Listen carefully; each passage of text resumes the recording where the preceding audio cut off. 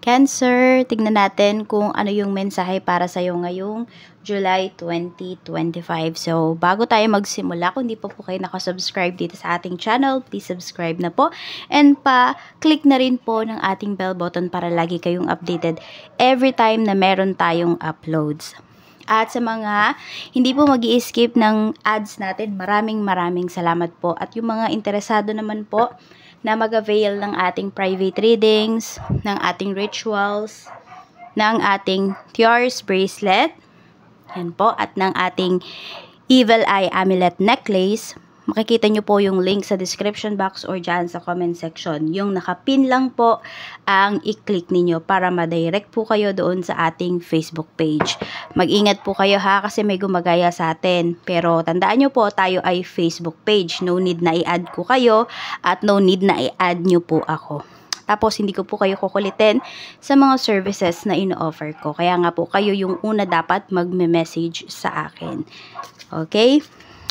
Tignan muna natin, or ito, sasabihin ko muna sa inyo kung ano ba yung mga na-pick up ko through my meditation. Okay, so some of you, I don't know kung may asawa ba kayong pilot, or kayo mismo yung pilot, or meron kayong anak na yan yung tinetake na course. Tapos, meron po dito, ngayong July, I don't know kung anong exact time, no? Pero pag madilim na or gabi na, nilalagnat na yung iba sa inyo. Parang pabalik-balik siya. So, tignan nyo po or pa-check up po kayo ano ba yung cause niyan. Some of you, pwedeng may infection po kayo. Tapos, ball python. So, may nag-aalaga ba sa inyo ng ball python? Ayan. Laundry business. So, dahil tag-ulan, di ba, pwedeng patok yan. Kaya yung mga may laundry business dyan is, ayan po, okay na okay yung kita ninyo. Tapos, meron kang classmate na hinahanap ka or basta ganun, pupuntahan ka sa bahay, parang out of nowhere. You know, bigla ka na lang maaalala nitong kaklase mo na to, tapos hahanapin ka niya, pwedeng i-add ka niya sa Facebook, o kaya naman, pwede nga po napuntahan ka sa bahay kung alam niya yung bahay po ninyo. Tapos, ang isa pa sa mga na-pick up ko is, meron dito, diba, instead of rice, pwedeng nagsa-substitute kayo ng corn for some of you. Oo, meron dito, parang yun yung ginagawa nyong rice. Or basta, other source of carbohydrates for some of you. Tignan na natin kung ano ba yung mensahe para sa'yo. Mensahe po natin, Spirit Guide for Cancer, Sun, Moon, Rising, and Venus.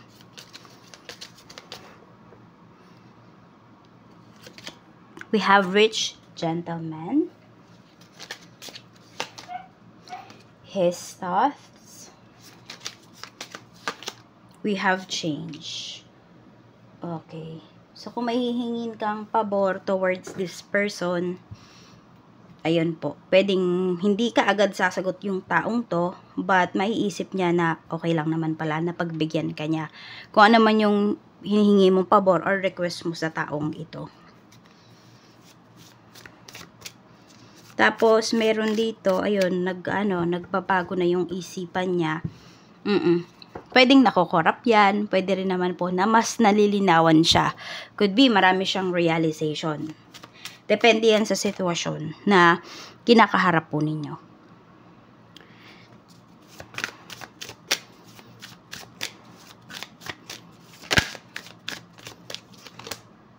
We have Judgment, okay. So, merong tao dito. Ayun, looks like, nasa malayo. Pwedeng doon siya nagwo-work, okay. 5 of Pentacles. Ito, meron ditong tao na kung hindi ka man po mapagbibigyan pala ng taong to, no? Or pwedeng ikaw to no? Baka may magre-request sa'yo. Baka ngayon yung classmate mo na something na sabi ko nga hinahanap ka. Pero basta, it's either ikaw yung magre-request or merong magre-request sa'yo rito. So, nasa malayo yung iba po sa inyo, nasa ibang bansa. Tapos may manghihingi ng favor, hindi nyo po mapagbibigyan, yung tipong ganyan. Isipin lang ng taong to na ang damot mo naman, nagbago ka na, etc. Pero totoo, hindi nila alam na ayan, medyo namamroblema yung iba sa inyo in terms of finances. Meron ako kasing nakikita rito na pwedeng walang trabaho. Some of you naman, hindi kayo to. Pwede po na, pwedeng asawa mo.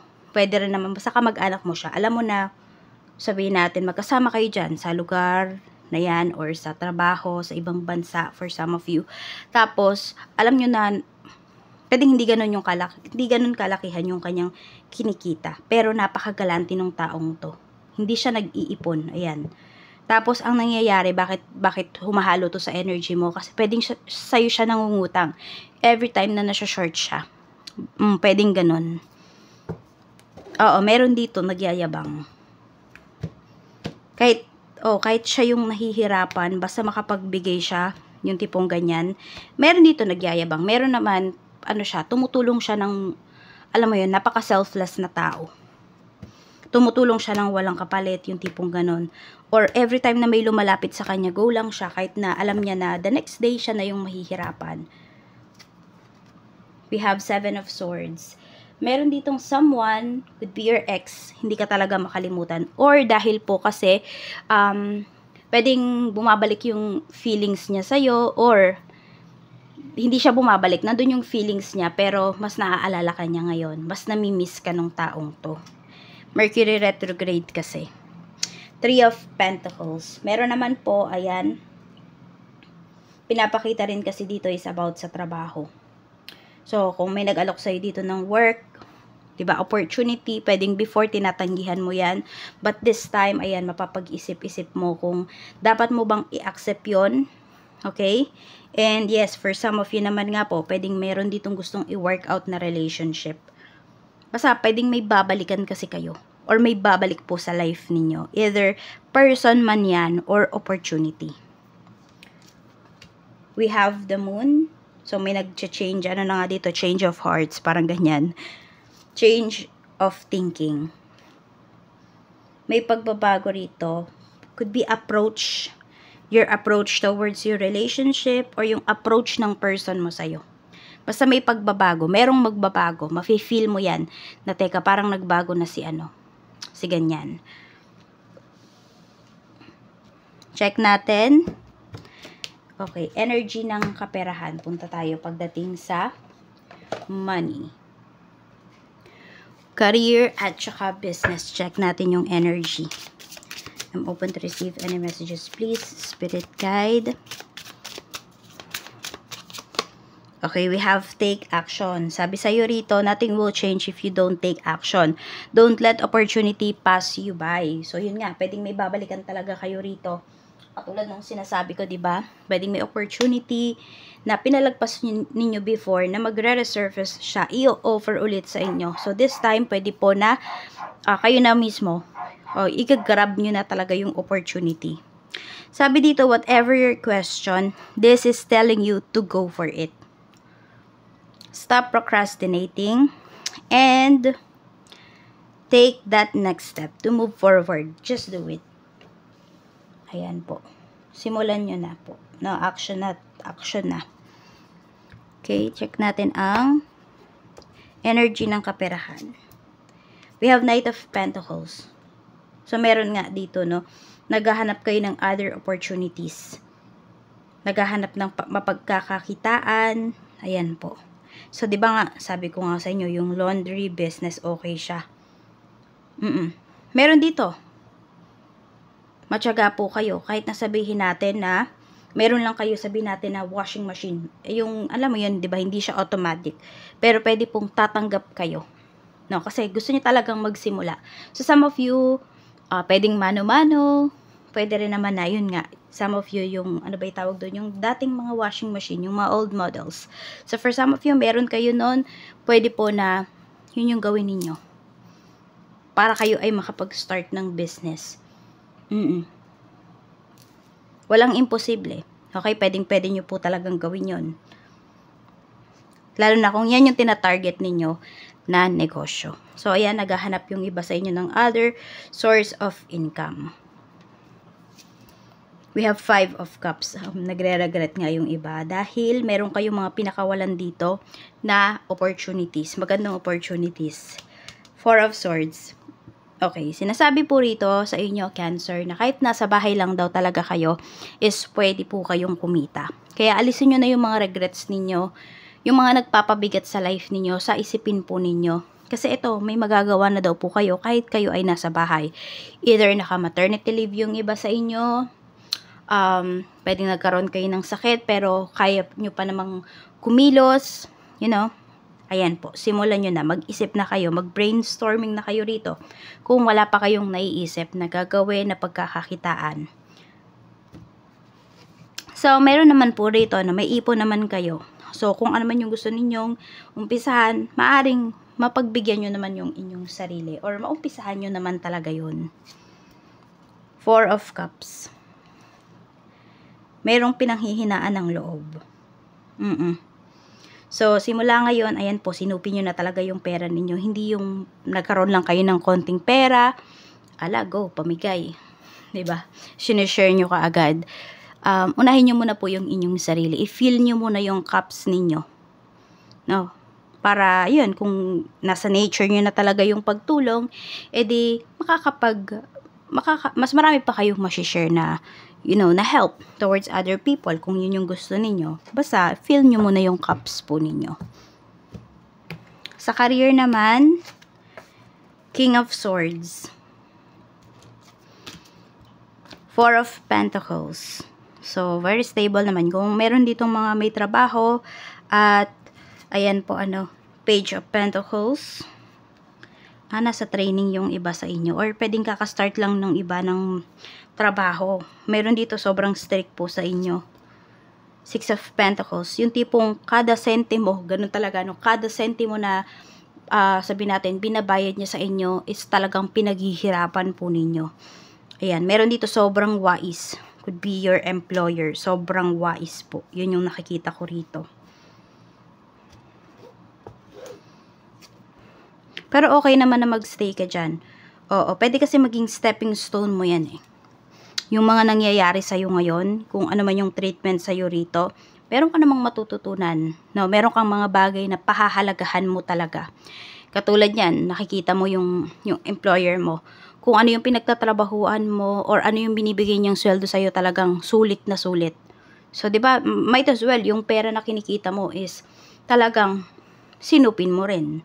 Yung tipong ganon, di ba? Kasi pinagpaguran mo yan eh. 2 of Swords. Ayan. Kung nagdadalawang isip po kayo na dito sa trabaho, focus muna kayo. Ayan. No? Ipon muna kayo bago kayo umalis. Sa business naman, we have 6 of Wands. So, ang dami nyo ng pinagdaanan towards your business. Pero pinapakita po rito, successful business talaga. So, meron dito 3, pwedeng naka-3 or more than 3 na kayo na negosyo bago kayo mag-succeed. Pero more on pinaka madami, ay hindi, siguro ito yung yung minimum. Tapos 7 business yung napagdaanan nyo na bago nyo makuha talaga yung tamang timpla pagdating sa negosyo. Or pwedeng yung negosyo talaga na para sa inyo. Page of Wands, okay na okay naman po talaga ang sales. Magiging happy po kayo ngayong buwan na ito. Pwedeng hindi naman tatamaan ng Mercury retrograde yung ninyo, yung business ninyo.